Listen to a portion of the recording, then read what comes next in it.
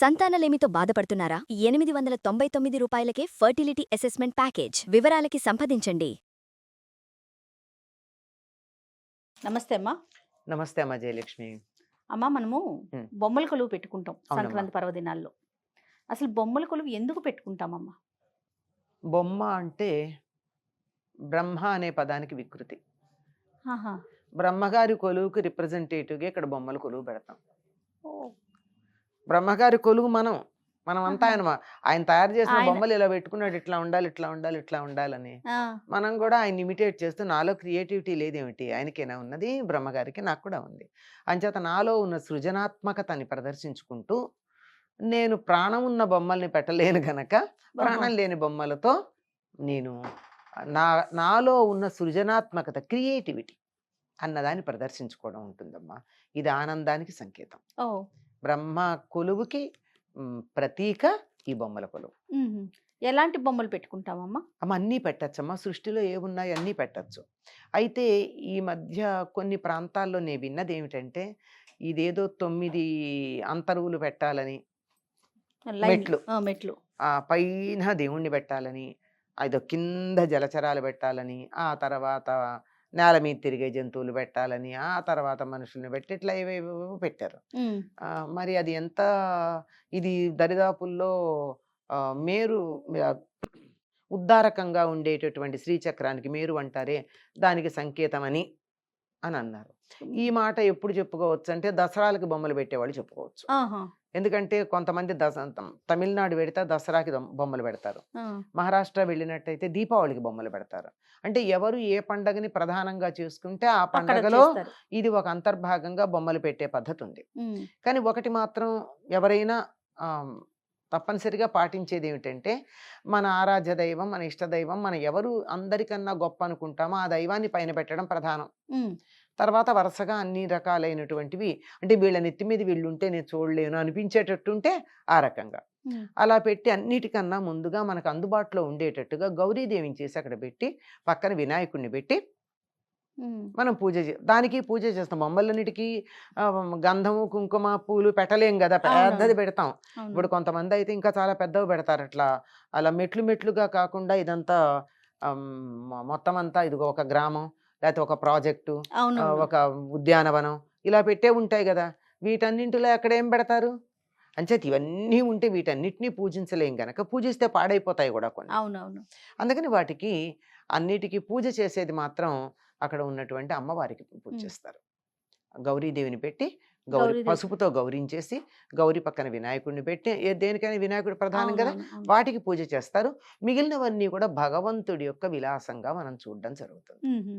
ఈ బొమ్మల కొలువు సంక్రాంతికే ఎక్కువ పెట్టే పద్ధతి ఎందుకు వచ్చింది అంటే, ఈ ప్రాంతాలన్నీ ఉమ్. తెలుగు వాళ్ళందరూ సంక్రాంతికే పెడతారు. అవును. కారణం ఏమిటంటే ముక్కనుమ నాడు సావిత్రి గౌరీదేవి నోము మొదలు పెడతాం కదా, ఆ. ఆ ఆ నోముకున్న మరో పేరు ఏమిటంటే బొమ్మల నోము. ఆహా. ఎంత బాగుంటుందో అది. అంటే ఊళ్ళో వాళ్ళందరూ ఎంతమంది చేస్తున్నారు, అందరూ ఒక చోటే చేయాలి. ఒక ఊళ్ళో ప్రతి ఇంట్లో చేయకూడదు అది. ఓకే. ఒక ఊళ్ళో ఎంతమంది చేసినా ఒకళ్ళ ఇంట్లోనే చేయాలి. 16 ఏళ్ళు చేసే దాంట్లో అందరికన్నా సీనియర్ మోస్ట్ ఎవరో వాళ్ళ ఇంట్లో చేయాలి, వాళ్ళ డైరెక్షన్లో చేయాలి. ఆహా. ఇంతమంది కలిసి రేపు అనంగా అంటే కనుమ నాడు వెళ్ళి మేళతాళాలతో ఊళ్ళో ఉన్న కుమ్మరి దగ్గరికి వెళ్ళి మేము ఇంతమందిని చేసుకుంటున్నాం, మాకు ఇన్ని బొమ్మలు చేయమని చెప్పొస్తారు.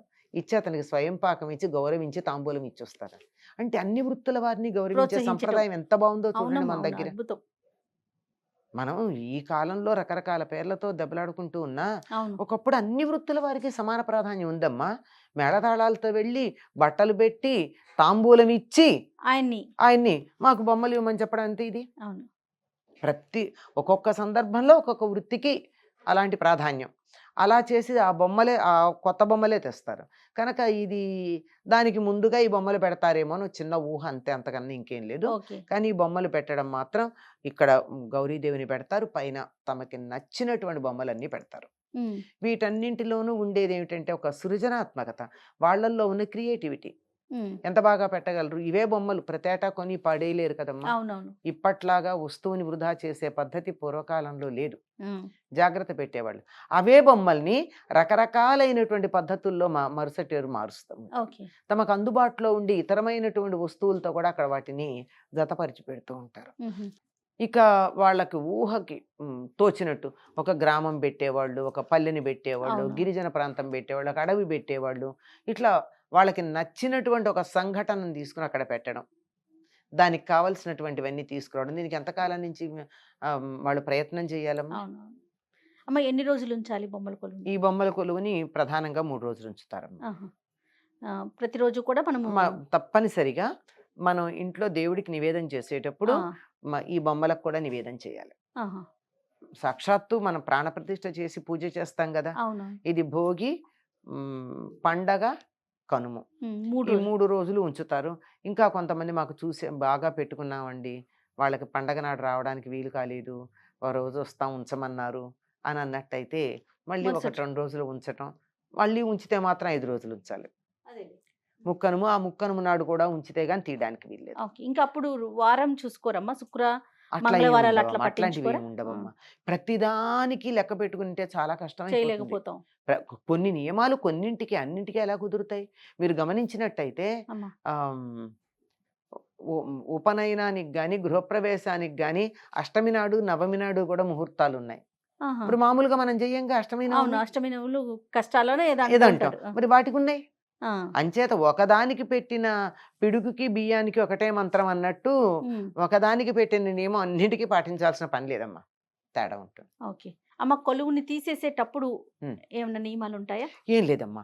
ఎప్పుడైనా సరే ఒక అమ్మవారిని పంపించేటప్పుడు పెరుగన్నం మామూలుగా పెట్టేటటువంటి నివేదన అయ్యాక ఆ, పూజ అమ్మ ఇన్నాళ్ళు చేసిన పూజ అంతా అయ్యాక మళ్ళీ పునఃపూజ చేసి కొంచెం పెరుగన్నం పెడతారు. ఆహా. ఎందుకంటే ప్రయాణం కదా.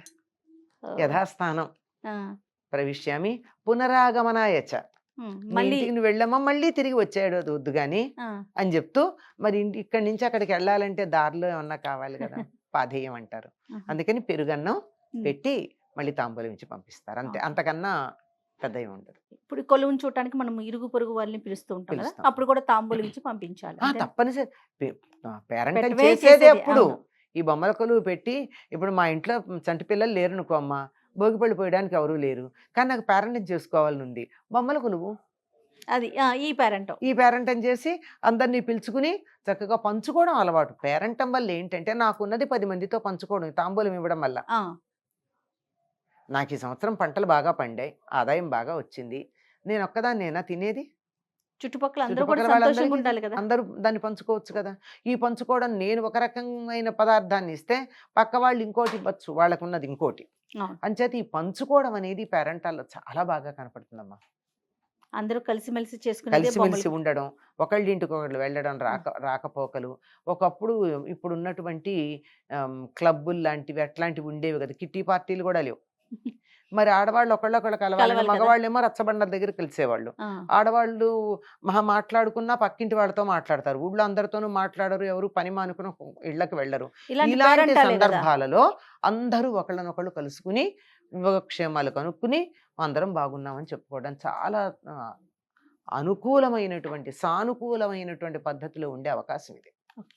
అమ్మ కొలువు పెట్టుకోవాలంటే బొమ్మల కొలువు ఇప్పుడు మన పెద్దవాళ్ళు పెట్టుకుంటేనే పెట్టుకోవాలా, మనకు ఆచారం ఉంటేనే చేయాలా, లేకపోయినా ఇష్ట ప్రకారం చేసుకోవచ్చు అంటారా? ఇలాంటివి ఏమిటమ్మా, ఇదొక వేడుక. అంతే. వేడుక చేసుకోవడానికి ఏముంది, ఆ, ఎవరైనా పెట్టుకోవచ్చు. ప్రతి సంవత్సరం ఒకసారి మనం మొదలు పెడితే ప్రతి సంవత్సరం చేయాలని విన్నాను నేను, అది అందుకు అడుగుతాను. చేసి ఆపకుండా చేస్తే బాగుంటుంది. మనం ఒక సంతోషంగా ఒక పని చేసాం అనుకో అమ్మా, వచ్చే ఏడాది చేయకపోతే సంతోషం లేదనిపిస్తుంది కదా. అదే అదే. అంచేత సంతోషం కొనసాగడం కోసం అంతే. నమస్తే. నమస్తే అమ్మా.